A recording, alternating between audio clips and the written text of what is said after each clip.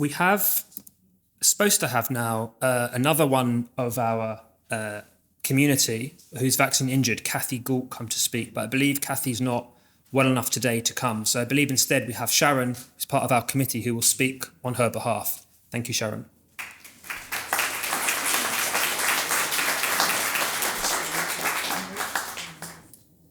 As Jonathan said, Kathy was hoping to be here today, and she phoned me this morning quite distressed.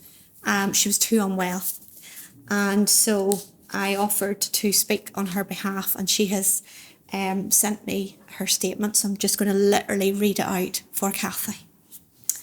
Kathy says, I was a fit and healthy and active mum to 2 boys.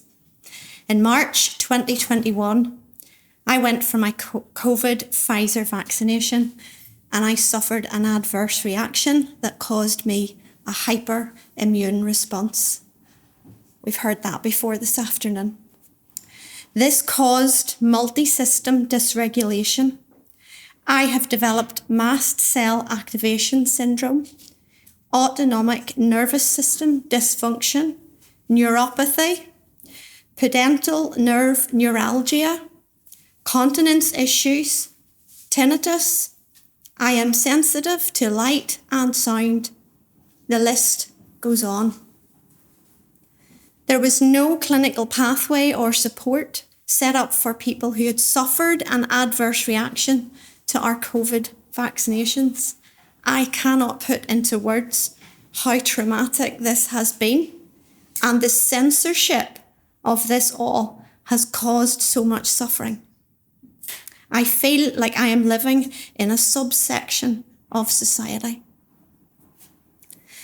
I have, these last few years, like many others, had to seek private treatment with consultants outside of Northern Ireland who are treating vaccine-injured patients privately.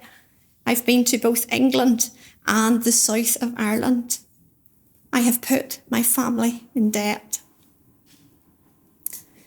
The science behind COVID vaccination injuries may be new, but it is available. There are many reputable research papers published, and research is ongoing and happening in other countries. People in other countries get access to treatments for vaccine damage that we in Northern Ireland are unable to. The science is also new and ongoing in relation to long COVID. However, our government did respond to people suffering from long COVID, and clinics were quickly set up to support these people. People with long COVID are not deemed misinformation.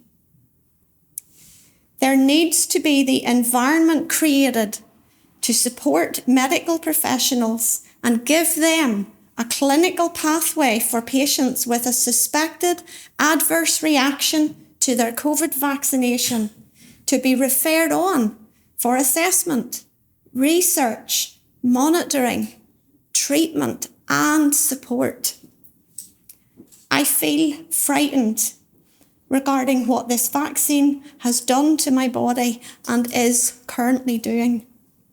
I ask here today to anyone who can politically advocate, put yourself in the position of the vaccine injured. Put yourself in my position.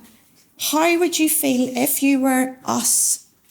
If this had happened to you or even one of your loved ones, what would you expect your government to do?